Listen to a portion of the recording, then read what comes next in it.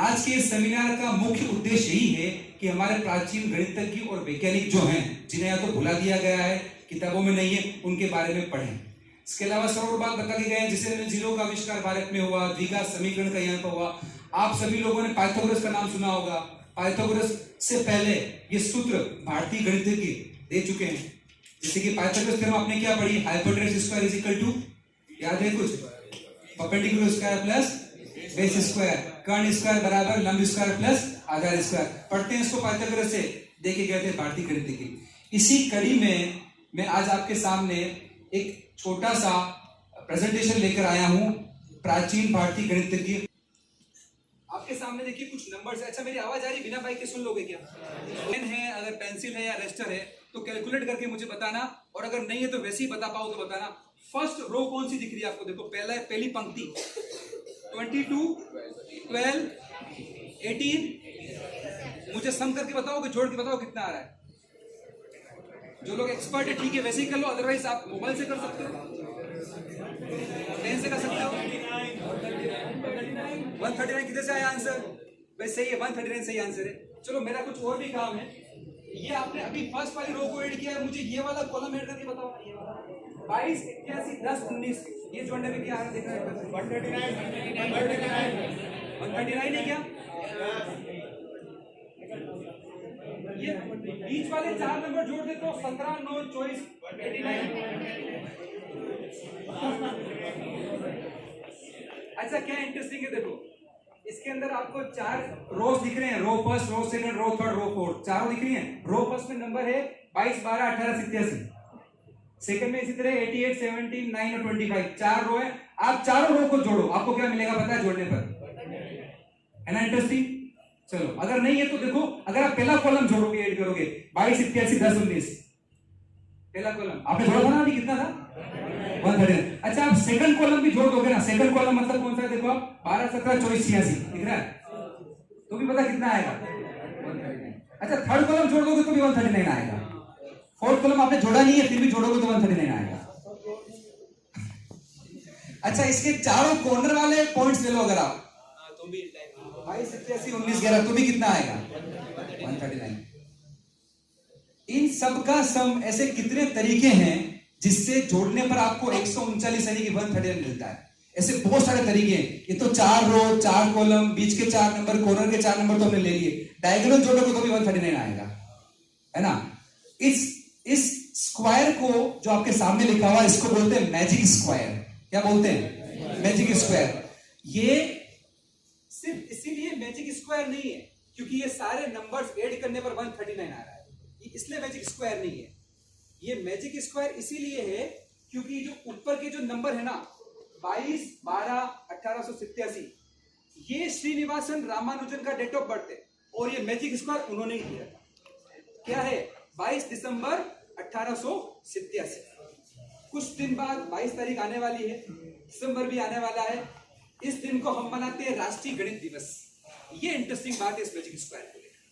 क्या इंटरेस्टिंग बात है? जो फर्स्ट कॉलम में क्या लिया गया special? Date of birth of Srinivasan Ramanujan, ठीक है। और यही हमारा टॉपिक है आज के इस विषय का, सेमिनार का, श्रीनिवासन रामानुजन। श्रीनिवासन रामानुजन आपके सामने है। डेट ऑफ बर्थ क्या लिखी देखो, 22 दिसंबर 1887, तमिलनाडु में इनका जन्म हुआ था 1887 में। सिर्फ 1920 में 34 साल की उम्र में डेथ हो गई, ठीक है, इसी कारणवश। इस कम उम्र में भी इन्होंने मैथमेटिक्स के इतनी सारी थ्योरम्स और रिजल्ट दिए कि आज के मैथमेटिशियन और साइंटिस्ट उसको खोजने में लगे हुए कि इनका सॉल्यूशन क्या है, ठीक है। इससे पहले जो आपके लिए काम किया है, सुने आप, आपके लिए क्या असाइनमेंट है। जो रामानुजन का मैजिक स्क्वायर है ना, उनकी डेट ऑफ बर्थ को लेकर दिया था। क्या दिया था? 22 दिसंबर 1887। आपका ये काम है, आप खुद का मैजिक स्क्वायर बनाओगे। बहुत इजी है, इसमें सिर्फ 10 या 15 मिनट लगाओगे इसको देखने में, समझने में, तो आप कर सकते हो ये काम। सबको आपका अपना मैजिकल नंबर निकालना है। रामानुजन का मैजिकल नंबर कितना था? क्या आया था सम करने पर? 139। आपको खुद का मैजिकल नंबर निकालना है और खुद का मैजिक स्क्वायर बना सकते हो क्या? इजी है, इसको समझोगे तो बन जाएगा। ठीक है, नेशनल मैथमेटिक्स डे उस दिन संडे है, हम नहीं मना पा रहे हैं, इसलिए हम आज इस सेमिनार को रख रहे हैं ताकि आप समझ पाओ क्यों हम नेशनल मैथमेटिक्स डे को सेलिब्रेट करते हैं। In the memory of Srinivasan Ramanujan, a great mathematician of not only India but also the world.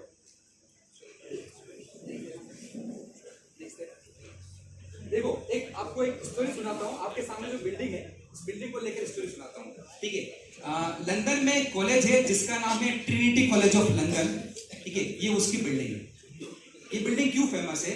क्योंकि रामानुजन जी ने अपना मैक्सिमम रिसर्च का काम यही किया था, और ये वही कॉलेज है जहां पर न्यूटन ने एप्पल को गिरते हुए देखा था,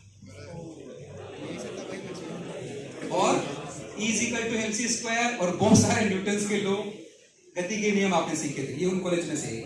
अभी क्यों कॉलेज के बारे में आपको बता रहा हूं, देखो श्रीनिवासन रामानुजन की एक छोटी सी स्टोरी मैं आपके साथ शेयर करना चाहता हूं। उसको, वो स्टोरी जुड़ी हुई है प्रोफेसर हार्डी के साथ। श्रीनिवासन रामानुजन ने जब स्कूल पास किया और वो आगे अपनी कॉलेज की शिक्षा करने गए, उससे पहले ही उन्होंने अपने स्कूल के समय में ही गणित की उन किताबों को हल कर लिया था जो कॉलेज के विद्यार्थी करते थे। जैसे एस.एल. लोनी की एक बुक थी ट्रिग्नोमेट्री की, अपने स्कूल के समय में ही उन्होंने कॉलेज स्तर की उस बुक को सॉल्व कर लिया था। मैथमेटिक्स में बहुत इंटरेस्ट था उनका, और इसी कारण से ये हुआ कि 11वीं क्लास में मैथमेटिक्स को छोड़ के सब में फेल हो गए थे। ये इंटरेस्ट उनका आगे बढ़ता रहा और आगे उन्होंने बहुत सारी थ्योरम्स, रिजल्ट्स और फॉर्मूले दिए मैथमेटिक्स को लेकर। बट उस समय उसको समझने वाला कोई था नहीं, यहाँ पर किसको दिखाएं वो फॉर्मूले। तो अपने दोस्तों की मदद से और कुछ लोगों की मदद से उन्होंने अपने कुछ लेटर्स जो थे थ्योरम्स के और फॉर्मूले के, वो उन्होंने सेंड किए उस समय के मैथमेटिशियन प्रोफेसर हार्डी जो थे उस समय लंदन में, ट्रिनिटी कॉलेज ऑफ लंदन में।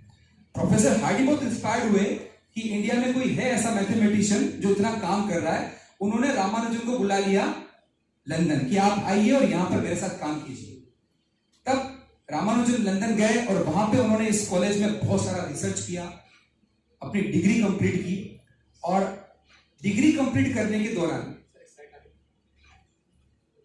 देखो आपके सामने एक टैक्सी दिख रही है, हालांकि थोड़ी इमेज वैसी है, फिलहाल एक कार्टून वाली इमेज है। इसकी एक स्टोरी सुनाना चाहता हूं मैं आपको। अपने लंदन प्रवास के दौरान श्रीनिवासन रामानुजन बीमार हो गए थे और वो हॉस्पिटल में एडमिट थे। हॉस्पिटल में एडमिट थे तो हार्डी उनसे मिलने के लिए आए हॉस्पिटल के अंदर। हार्डी ने बातचीत की और ये बताया कि रामानुजन, मैं एक टैक्सी में बैठकर आपसे मिलने के लिए आया हूं। उस टैक्सी का जो नंबर है वो नंबर बहुत अजीब सा है। वो नंबर क्या है टैक्सी का? 1729। ये बात प्रोफेसर हार्डी ने रामानुजन को बताई कि अजीब सा नंबर है ये। रामानुजन उस समय बीमारी की अवस्था में थे, पलंग पे लेटे हुए थे, बेड पे। उन्होंने बोला कि सर ये अजीब सा नंबर नहीं है, कैलकुलेशन देखना होगी कितनी फास्ट थी। उन्होंने बताया सर ये इकलौता सबसे छोटा नंबर है जो दो अलग अलग नंबर्स को क्यूब करके ऐड करने पर मिलता है। तो अलग अलग नंबर का जब क्यूब करोगे, गन करोगे और उनको जोड़ोगे तो ये नंबर मिलेगा, और ये सबसे छोटा नंबर है। ये बात उनकी कैलकुलेशन थी विदिन सेकंड के अंदर। नंबर से खेलने का बहुत शौक था, नंबर थ्योरी पे बहुत सारा काम किया था। ठीक है, और वो नंबर देखो क्या है जो रामानुजन ने बताए थे, 1729। इकलौता सबसे छोटा ऐसा नंबर है 1729 जो दो अलग अलग नंबर्स के घन का सम है, दो अलग अलग संख्याओं के घनों का योग है। कौन कौन सी दो संख्याएं हैं वो देखो। 1 क्यूब प्लस 12 क्यूब करने पे भी क्या मिलेगा आपको? 1729। और 9 क्यूब प्लस 10 क्यूब करने पे भी क्या मिलेगा आपको? 1729। ठीक है, तो ऐसे बहुत सारे नंबर्स हैं जो दो अलग अलग नंबर्स के घन के योग के रूप में लिखे जा सकते हैं, बट 1729 सबसे आसान नंबर है। इसको आप याद भी रख सकते हैं, अगर इसको हिंदी में बोलोगे ना तो याद हो जाएगा। एक साथ दोनों, ये लिखा हुआ है, एक साथ दोनों, है ना। ये इस नंबर को हार्डी रामानुजन नंबर से भी जाना जाता है, इस नंबर को रामानुजन के नंबर से भी जाना जाता है। ये इस नंबर की प्रॉपर्टी है। अच्छा, क्या नंबर है इसको बोलेंगे? Hardy Ramanujan number. कुछ और भी नंबर्स हैं जिनको हम दो अलग अलग नंबर्स के जैसे आपके सामने लिखा हुआ है 4104 13832। ये नंबर्स भी कुछ ऐसे हैं जिनको दो अलग अलग नंबर्स के गण के सम के फॉर्म में आप लिख सकते हैं। अच्छा, एक और इंटरेस्टिंग बात मैं आपको बताना चाहता हूं। आपके सामने एक डायरी दिख रही है आपको, ये डायरी है, ठीक है। चल देखो, रामानुजन ने, जैसे मैंने आपको बताया कि ट्रिनिटी कॉलेज ऑफ लंदन में अपने रिसर्च का बहुत सारा काम किया था। उनकी मृत्यु के लगभग 50 से 55 वर्ष बाद, जब 1920 में रामानुजन की मृत्यु हो गई थी, उसके 50 से 60 साल बाद ट्रिनिटी कॉलेज ऑफ लंदन में गणितज्ञ लाइब्रेरी में काम कर रहे थे। वहां पे उनको एक डायरी मिली, 100 पेज की लगभग वो डायरी थी, रजिस्टर की फॉर्म में थी। वो थी श्रीनिवासन रामानुजन की, जिसके अंदर गणित के कई सूत्र, थ्योरम्स दे रखी थी, प्रमेय दे रखी थी। आज तक वैज्ञानिकों के लिए आश्चर्य का विषय बना हुआ है। उसके अंदर दिए गए सूत्रों को हल किया जा रहा है। कुछ हो गए हैं, कुछ नहीं हुए हैं। सिर्फ 34 साल की उम्र में बीमारी की अवस्था में उनकी मृत्यु हो गई। अगर वो कुछ लंबी आयु और प्राप्त करते तो वो सारी थ्योरम हमको दे के जाते, और शायद हम गणित कुछ आज अलग ही पढ़ रहे होते। ये गणित नहीं पढ़ रहे होते, रामानुजन की गणित पढ़ रहे होते। रामानुजन ने पाई का मान कई दशमलव के साथ एग्जैक्ट दिया था, जब उस समय कंप्यूटर मोबाइल नहीं थे।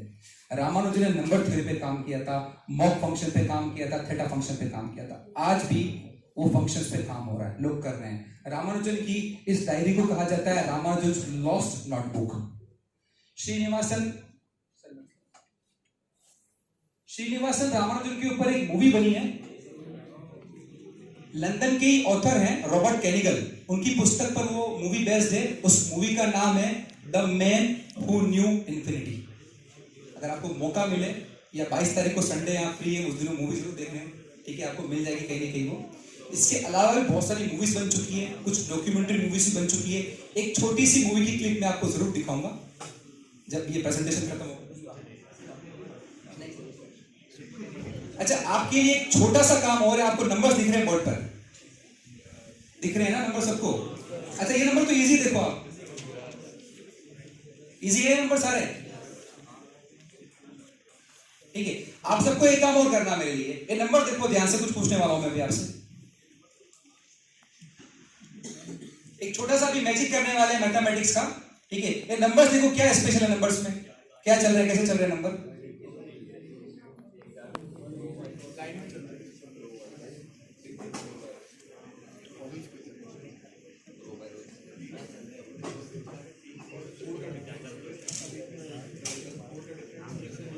अच्छा देखो, एक मेरे पास एक ब्लैंक पेज है, ठीक है। इस पेज पर एक नंबर लिख रहा हूं मैं।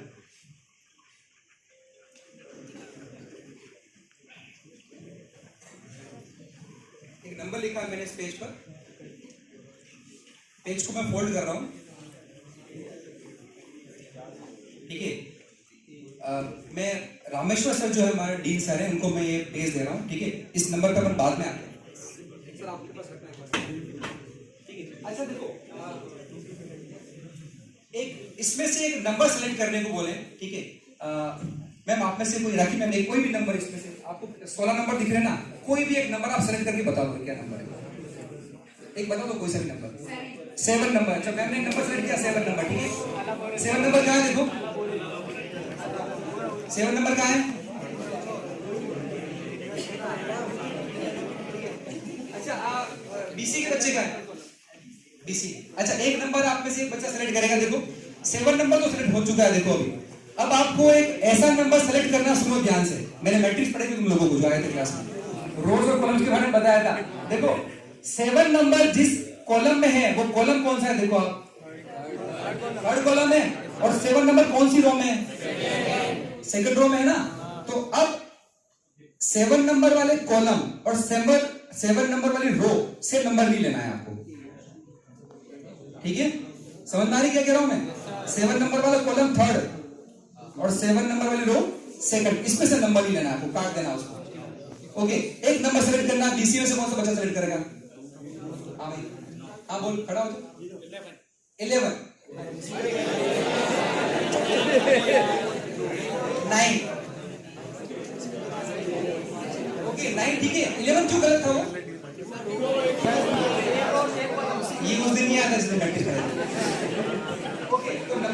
लिया है?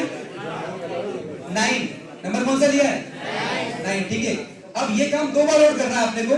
एक तो 7 वाली रो और कॉलम को छोड़ना है, और अब किसको छोड़ना है? 9 वाली रो और कॉलम को। विजुअलाइज कर पा रहे हो क्या इसको? 2 कॉलम और 2 रो छूटेंगे। अब आपके सामने फर्स्ट कॉलम छूट चुका है, थर्ड कॉलम छूट चुका है, सेकंड रो छूट चुकी है, और थर्ड रो। अब देखो कौन सा बच्चा अपने पास, देखो। अच्छा, बीएससी के बच्चे हैं यहाँ पर? बीएससी के बच्चे हाथ खड़े करो। बीएससी स्टूडेंट्स, जो आपके सामने रह गया है कॉलम और रो, अब आपको एक नंबर सेलेक्ट करना है। हाँ साक्षी, 14 कर सकते हैं क्या सेलेक्ट? देखो 14 कर सकते हैं क्या? ठीक है, तो पहला नंबर कौन सा था? Second number, third, 14। अब लास्ट चले हम, लास्ट। तो अपने पास सिर्फ एक ही नंबर बच रहा है। 3 रो और 3 कॉलम तुम छोड़ दो, अगर जो नंबर चूज किए गए हैं, तो एक ही बच रहा है नंबर। कौन सा बच रहा है? 4 बच रहा है। तो 4 नंबर कौन कौन से हो गए हमारे?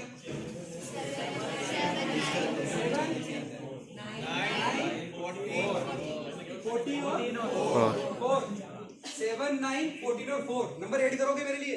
34 नंबर ऐड करना, कितने हो रहे हैं? 34 हो रहा नंबर ऐड करने में। ये वाला सेलेक्ट किए। अच्छा देखो, एक चीज देखो, ये नंबर रैंडमली सेलेक्ट किए गए हैं। रैंडमली जो यहाँ पे स्टूडेंट मौजूद थे, अलग अलग ब्रांच से, अलग अलग स्ट्रीम से, एक नंबर मैम ने सेलेक्ट किया है। 34 जो नंबर है, पॉसिबल है क्या सर के पास जो स्लिप है उसको नंबर लिखा हुआ हो? सर नंबर क्या है बताओगे आप सब बच्चों को एक बार, क्या लिखा होगा? इसमें 34 ही लिखा हुआ है।